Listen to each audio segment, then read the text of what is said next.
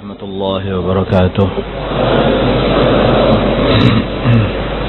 إن الحمد لله نستعينه ونستغفره ونؤمن به ونتوكل عليه ونعوذ به من شرور أنفسنا ومن سيئات أعمالنا. من يهده الله فلا مضل له ومن يضلله فلا هادي له.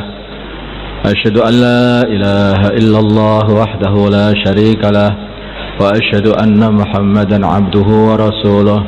اللهم صل على سيدنا محمد وعلى آل سيدنا محمد وعلى أصحاب سيدنا محمد والتابعين أجمعين. أما بعد.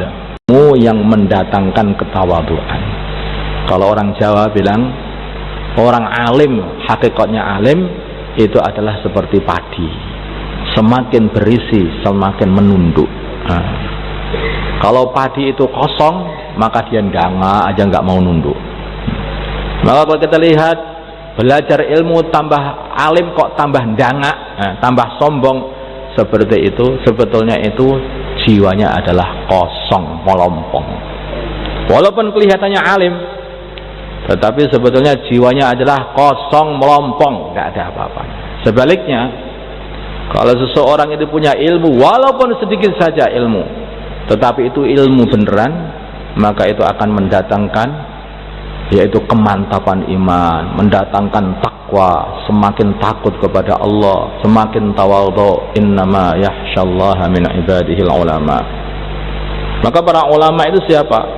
Para ulama, hakikatnya ulama itu adalah orang yang semakin banyak ilmunya, semakin takut kepada Allah, semakin tawadhu. Siapa di dunia ini yang lebih alim melebihi baginda Nabi kita Muhammad sallallahu alaihi wasallam? Tidak ada. Yang paling alim di dunia ini adalah baginda Nabi kita Muhammad sallallahu alaihi wasallam. Siapa di dunia ini yang lebih tawadhu melebihi baginda Nabi Muhammad sallallahu alaihi wasallam? Tidak ada yang lebih tawadhu melebihi baginda Nabi Muhammad sallallahu alaihi wasallam. Semakin alim semakin tawadhu.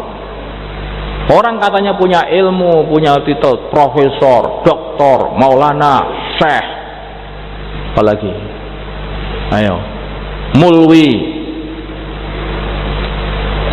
semuanya. Tapi kok itu datang kesombongan dalam hati, hakikatnya jiwanya adalah kosong, nul putul. Ilmunya tidak ada isinya. Maka tidak semua ilmu itu bisa masuk ke dalam hati. Ilmunya tidak ada isinya. Kalau ilmu itu ada isi, mesti akan mendatangkan ketawaduan. Kalau ilmu itu ada isi, mesti akan mendatangkan akhlak yang mulia. Kalau ilmu betul-betul warisan baginda Nabi, mesti akan akhirnya menyayangi umat baginda Nabi ini, seperti baginda Nabi menyayangi umatnya. Ini hakikatnya, Pak. Ini hakikat. Maka baginda Nabi kita Muhammad sallallahu alaihi wasallam ketika beliau ditawari oleh Allah, sebetulnya ujian juga. Ditawari oleh Allah, yaitu apakah kamu pengen menjadi nabi yang jadi raja atau nabi yang jadi hamba? Maka baginda Nabi melirik kepada malaikat Jibril. Malaikat Jibril mengatakan, "Anta wadha ya Muhammad," katanya. Tawaduk saja Muhammad. Memang itu sudah cocok dengan hati baginda Nabi juga apa yang dikatakan malaikat Jibril. Maka baginda Nabi mengatakan, "Saya memilih menjadi nabi yang jadi hamba. Saya pengen merasakan lapar sehari sehingga saya dapat sabar. Saya pengen merasakan kenyang sehari sehingga saya dapat merasakan syukur." Pengennya bagian seperti itu. Padahal baginda Nabi kita Muhammad sallallahu alaihi wasallam ini telah diberi seluruh kunci-kunci godang dunia ini. Beliau mengatakan, utitu mafatiha khazainal ardi. utitu mafatih khazainil ardi. Aku telah diberi kunci-kunci gudang-gudang dunia ini. Tetapi baginda Nabi tidak membukanya untuk dirinya. Baginda Nabi pengen lapar sehari, kenyang sehari, bisa syukur, bisa sabar. Maka hadirin yang dimuliakan Allah Subhanahu wa taala, Sayyidina Umar radhiyallahu taala anhu ketika melihat baginda Nabi Muhammad sallallahu alaihi wasallam, manusia yang paling dicintai oleh Allah Tuhan semesta alam, manusia yang paling paham di dunia ini, manusia yang telah dikasih seluruh kunci-kunci gudang bumi ini. Beliau itu bangun dari tidur, kemudian wajah beliau yang mulia ngecap tikar. Maka Sayyidina Umar mengatakan, nangis, beliau mengatakan, wahai Rasulullah, kenapa engkau wahai Umar kok nangis? Saya betul-betul kayak nggak terima. Loh, kenapa nggak terima? Itu orang-orang kafir, musuh-musuhnya Allah sama Gusti Allah, dikasih banyak harta, sedangkan engkau adalah kekasihnya Allah. Kenapa engkau hidup seperti ini, katanya. Maka baginda Nabi katakan kurang lebihnya, apakah kamu tidak ridha bagi mereka dunia, bagi kita surga? Maka hadirin yang dimuliakan Allah Subhanahu wa taala, kalau baginda Nabi pengen, maka baginda Nabi akan menjadi raja yang paling kaya, yang menguasai seluruh dunia, semua harta benda dunia semuanya. Kalau baginda pengen, tapi enggak. Baginda Nabi milih tawadhu, biar dilihat oleh Allah, tawadhu, DPD Allah kepada Allah, dan biar disayang sama Gusti Allah. Tidakkah kita tahu kalau kita mengadakan istisqa, maka apa yang sunnahkan? Kalau kita membuat istisqa, salat istisqa, minta hujan, salat minta hujan, maka disunnahkan supaya kita ini keluar dengan memakai pakaian-pakaian harian kita, pakaian yang biasa dibawa ke sawah, pakaian basah untuk kerja. Itulah ketika kita buat istisqa, memperlihatkan gembel kita kepada Allah Subhanahu wa taala. Sehingga kalau kita doa kepada Allah, ya Allah, ya Allah, ya Allah, seperti itu, biar dikasihani oleh Allah. Ini pendidikan tawadhu pada diri kita. Pendidikan tawadhu. Sampai bagian ini mengatakan al-bazadah minal iman. Gembel itu termasuk bagian daripada iman. Tapi jangan bau Pak ini. Pas gembel terus bau. Ya jangan bau lah. Maksudnya yang sederhana, apa sederhana? Biar disayangi oleh Allah, biar dilihat oleh Allah dengan pandangan memelas kepada diri kita ini. Sayangi oleh Allah. Itulah wataknya orang-orang zaman dulu, para sahabat. Tubuhnya tidak nampak hebat, biasa saja tubuhnya, kurus, kering. Pakaiannya lusuh, mereka para sahabat ini. Sayyidina Rib'i ibnu Amir, beliau ini dikirim zamannya Sayyidina Umar untuk mendakwahkan agama di negeri Persia. Maka Sayyidina Rib'i datang ke Raja Persia ini dengan membawa kudanya yang kecil begitu. Kudanya kecil. Dan beliau ini memakai pakaian seperti karung, kasarnya itu. Beliau membawa pedang, pedangnya saja nggak ada sarungnya, tapi kain yang dililitkan gitu saja kepada pedangnya. Sangat sederhana sekali, sangat sederhana kondisinya. Tapi beliau ada izzah di dalam hatinya di hadapan orang kafir. Dibawa tombaknya menghadap Raja Persia, dan tombak ini lancipnya itu matanya bukan taruh di atas megangnya, taruh di bawah. Sehingga karpet Raja Persia itu joblos semuanya, sehingga bantal-bantal yang di situ tembus semuanya. Ya apa ini? Joblos semuanya begitu. Kudanya dibawa masuk ke istana, dicancang di salah satu bantal yang ada di situ. Maka hadirin yang dimuliakan Allah Subhanahu wa taala, memelas, kelihatan memelas, tawadhu, tetapi hatinya ada izzah. Aku ini hamba Allah, kesini ini dikirim oleh Allah untuk menyebarkan agama Allah. Maka orang-orang Persia yang lain itu terheran-heran, ini wong edan wong nyapot ya. Hadirin, ini utusan negeri Islam kayak seperti itu. Maka datang bukan kok duduk sila di hadapan raja kafir, enggak, duduk bareng-bareng bersama rajanya di singgasananya, menjerit semua orang yang ada di situ. Woi, ini gimana? Tapi rajanya bijaksana. Jangan, biarkan saja. Piye karepe wong iki? Apa maksudnya orang ini? Wahai orang Arab, apa maksudmu datang ke negeri kami? Beliau mengatakan, nahnu qaumun ibta'athana Allah linukhrijal ibad min ibadatil ibad ila ibadati rabbil ibad wa min jawril adyan ila adliha. Hadirin yang dimuliakan Allah Subhanahu wa taala, kami adalah hamba-hamba Allah yang dibangkitkan oleh Allah, yang diutus oleh Allah Subhanahu wa taala untuk mengentaskan hamba-hamba Allah dari menyembah sesama hamba supaya menyembah kepada Tuhannya para hamba Allah Subhanahu wa taala, dan mengentaskan dari agama yang melenceng, yang zalim menuju agama yang adil, yaitu agama Islam. Terus terang, berani. Ini orang-orang Islam itu begitu. Bukan pakaiannya saja kayak raja, tapi mentalnya kayak hamba. Tapi enggak. Orang Islam itu pakaiannya kayak hamba, tapi mentalnya di atasnya para raja. Berdakwah begitu saja, mintip. Begitu. Ada apa? Orang mejitan dibentak takut.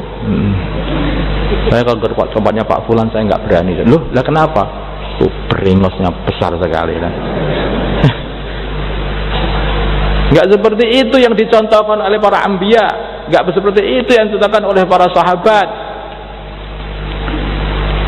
Coba Nabi Musa alaihi salatu wassalam, beliau ini adalah buronan yang dicari oleh Fir'aun, mau dibunuh oleh Fir'aun, tetapi ketika diperintah oleh Allah untuk datang menemui Fir'aun, mendakwahkan agama, maka beliau datang pula hadapi Fir'aun. Sederhana, tapi mentalnya ini di atasnya para raja. Bagaimana tidak? Di belakangnya ada Allah Subhanahu wa taala. Ada utusan Persia datang kepada baginda Nabi Muhammad sallallahu alaihi wasallam. Maka utusan Persia ini datang dan berkata kepada baginda Nabi, ketika kami ini adalah utusan dari rajanya raja, katanya, yaitu Raja Persia. Karena Persia itu membawai beberapa raja-raja, kerajaan-kerajaan kecil dibawai sama kerajaan Persia pada waktu itu. Maka baginda Nabi senyum saja. Kamu itu kok penampilannya seperti ini, siapa yang nyuruh? Yaitu jenggotnya dicukur, kemudian beringosnya ini, kumisnya itu dibesarkan cabang sampai sak jempol sikil gitu. Maka hadirin yang dimuliakan Allah Subhanahu wa taala, baginda Nabi enggak memperhatikan, ditanya, kamu buat penampilan kayak seperti ini, siapa yang nyuruh itu? Yang menyuruh adalah Tuhanku, katanya, yaitu Raja Persia. Raja Persia dianggap Tuhan oleh orang Persia karena dia itu anaknya matahari, cucunya matahari. Kopong. Hadirin yang dimuliakan Allah Subhanahu wa taala, maka baginda Nabi mengatakan, tetapi Tuhanku Allah Subhanahu wa taala, Tuhan semesta alam, memerintahkan supaya menipiskan beringos dan memanjangkan jenggot. Nah, Nabi belum apa-apa sudah mulai dakwah, dijak bicara. Kamu tunggu saja, besok kita ketemu lagi. Gitu besok ketemu, wahai utusan Raja Persia, ya ada apa Tuan? Katanya, kamu pulang saja. Lah kenapa? Saya datang ke sini untuk ngerangket Tuan. Itu yang menyuruh kamu sekarang sudah mati katanya. Rajamu telah mati. Loh, siapa kok tahu? Ya, rajamu telah mati pada hari ini, pada bulan ini, pada jam ini. Serangkan semua dengan detail oleh baginda Nabi. Tuhanmu telah dibunuh oleh Tuhanku. Pasti berapa? Ini utusan Raja Persia dari Persia berani masuk ke Madinah, masuk sarang macan. Gampangannya gitu. Di situ banyak para sahabat yang gagah berani. Dia datang untuk nangkep baginda Nabi karena dia pikir di belakang saya adalah Raja Persia. Mentalnya mengkorok gitu, besar, karena di belakangnya ada Raja Persia.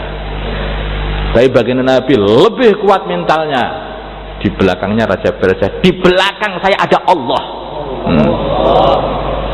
Makanya kecil aja dilihat oleh baginda Nabi. Di belakangnya semut. Di belakang saya yang menciptakan alam semesta.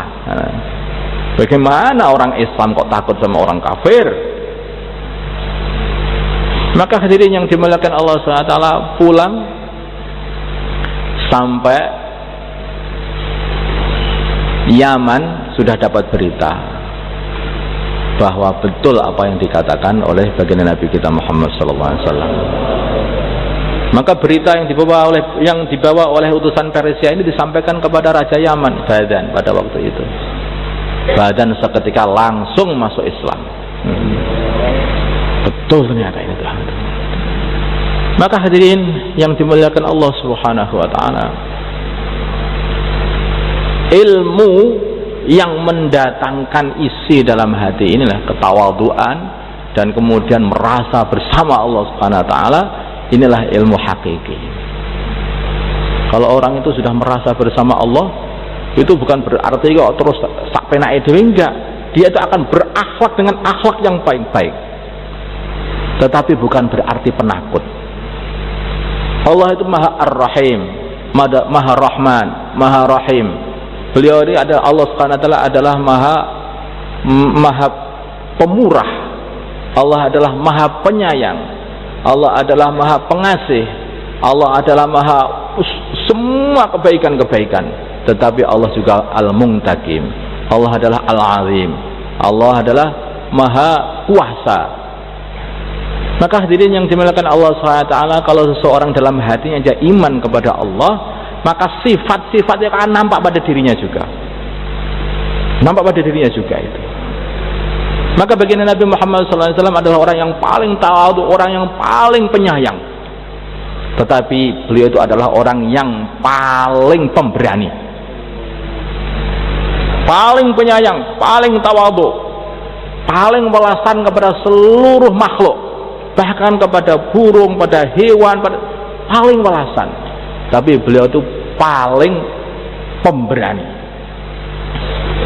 paling pemberani. Jadi jangan sampai kalau kita ini welasan begitu terus akhirnya lemah, diinjek-injek mau, enggak begitu, itu juga enggak seperti itu juga. Kalau itu sudah mulai merusak agama, maka kita bela agama. Seperti itu. Maka baginda Nabi kita Muhammad SAW, kalau urusan dunia, maka baginda Nabi ini dikatakan dia selalu mengalah. Cari yang paling kecil saja, yang paling mudah, yang paling kecil kalau urusan dunia. Tapi kalau urusan agama, maka saf awal. Apa maksudnya?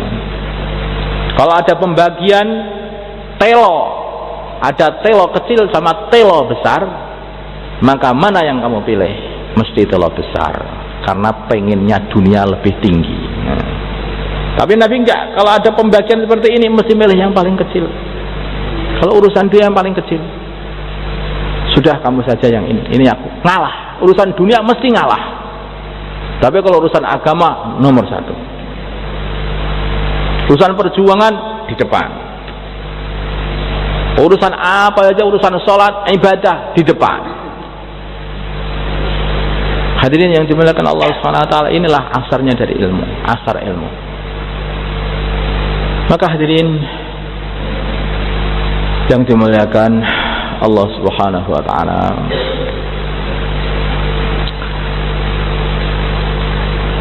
perjuangan yang kita buat di sini ini maksudnya ini adalah bagaimana kita dapat memasukkan sifat-sifat yang mulia pada diri kita dan mengeluarkan sifat-sifat yang tercela dari dalam diri kita.